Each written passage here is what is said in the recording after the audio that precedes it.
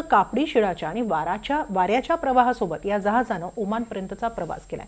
बोट उभारण्यापासून ही मोहीम यशस्वी होण्यापर्यंतचा प्रवास कसा होता पाहूया या रिपोर्टमधून।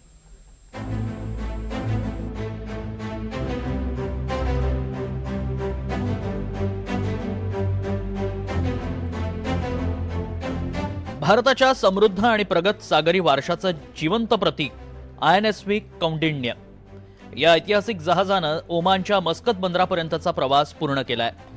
INSV कौंडिण्य जहाजानं 19 डिसेंबरला सुरतमधील पोरबंदर इथून प्रवासाला सुरुवात केली होती। 17 दिवसांच्या खडतर आणि रोमांचक प्रवासानंतर हे जहाज मस्कतमध्ये दाखल झालं। जहाज मस्कत बंदरावर पोहोचल्यानंतर त्याला सलामी देण्यात आली। भारतीय नौदल आणि सांस्कृतिक मंत्रालयाच्या संयुक्त सहकार्याने ही मोहीम राबवण्यात आली होती। Recall the history, the heritage and the power of India in the maritime sector। तो आज मैं सारे क्रू मेंबर्स को विशेष रूप से धन्यवाद देता हूं। उन्होंने बड़े साहसिक ढंग से इस यात्रा को पूरा किया और भारत का नाम रोशन किया। INSV कौंडिण्य ची रचना अजिंठा लेण्यांमधील 5व्या शतकातील एका चित्रावर आधारित आहे। या जहाजाचं नामकरण महान भारतीय खलाशी कौंडिण्य यांच्या नावावर करण्यात आलंय। गोव्यातील एका कंपनीनं सुमारे 2000 वर्षांपूर्वीच्या टाका पद्धतीचा वापर करून जहाजाची निर्मिती केली आहे। लाकडी फळ्यांपासून बनवलेलं हे जहाज नारळाच्या तंतूंनी शिवलंय। यात कुठेही खिळ्यांचा वापर करण्यात आलेला नाही। जहाजात ना इंजिन आहे ना GPS प्रणाली। यात चौकोनी सुती शीड आणि पॅडल लावलेला आहे। पूर्णपणे वाऱ्याच्या मदतीनं कापडी शिडानं हे जहाज चालतं। स्वदेशी बनावटीच्या या जहाजाच्या शिडांवर गंडभेरुंड आणि सूर्याचं प्रतीक आहे। पुढच्या बाजूला सिंह यालीची आकृती कोरलेली आहे, तर डेकवर हडप्पा शैलीचा प्रतिकात्मक दगडाचा नांगर बसवण्यात आलाय। हे सर्व घटक प्राचीन भारतीय सागरी परंपरा दर्शवतात। या मोहिमेचा अनुभव आमच्यासाठी पूर्णपणे वेगळा होता। नौसैनिक वास्तुकलेच्या दृष्टीनं ही खूप मोठी मोहीम होती।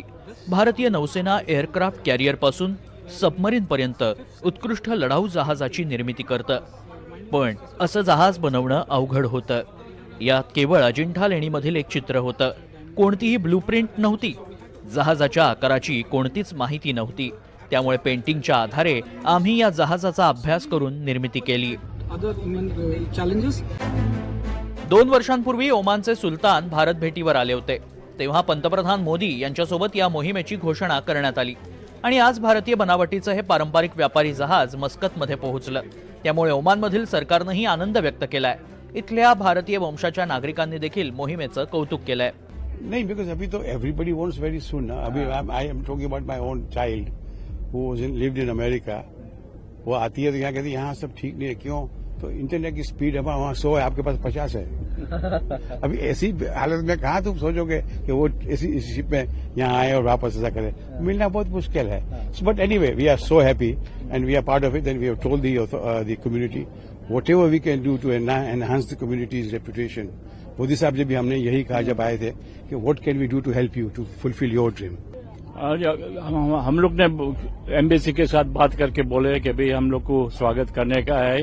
We have to do it all the स्वागत for the INSV Kaundinya and you know हम लोग भी यहाँ से मेरे फैमिली में यहाँ से हम लोग मांडवी गए थे बाय बोट।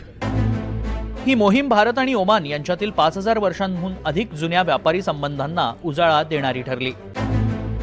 सिंधू संस्कृतीच्या कालखंडापासून भारत आणि ओमानचे व्यापारी संबंध आहेत। पुरातत्वीय उत्खननातून या व्यापारी संबंधांचे पुरावे मिळाले। याशिवाय छत्रपती शिवाजी महाराजांच्या काळात ओमानसोबत व्यापारी संबंध जोपासले गेले। 16व्या आणि 17व्या शतकात ओमानमधील मस्कत हे अरबी समुद्रातील एक प्रमुख व्यापारी केंद्र होतं। कोकण, सुरत, गोवा आणि मलबार या मार्गांवर व्यापारी जहाजं सतत फिरायची। मराठ्यांची व्यापारी जहाजं कोकणातील बंदरांमधून मस्कतला जायची। काही ऐतिहासिक नोंदींनुसार मराठा प्रशासनाचा थेट मस्कतमधील प्रशासनाशी संपर्क होता। शिवाजी महाराजांच्या धोरणात लुटालूट नव्हती, शिवाय इंग्रज पोर्तुगीजांपासून मराठ्यांचं संरक्षण मिळत होतं। त्यामुळे मस्कतमधील व्यापाऱ्यांचा मराठा साम्राज्यावर जास्त विश्वास होता। अशा या भारत आणि ओमानच्या समृद्ध व्यापारी इतिहासाचं प्रतीक असलेलं INSV कौंडिण्य हे जहाज पोरबंदरहून मस्कतच्या बंदरात दाखल झालंय। त्यामुळे सागरी मोहीम लक्षणीय ठरली आहे। Bureau report NDTV Marathi.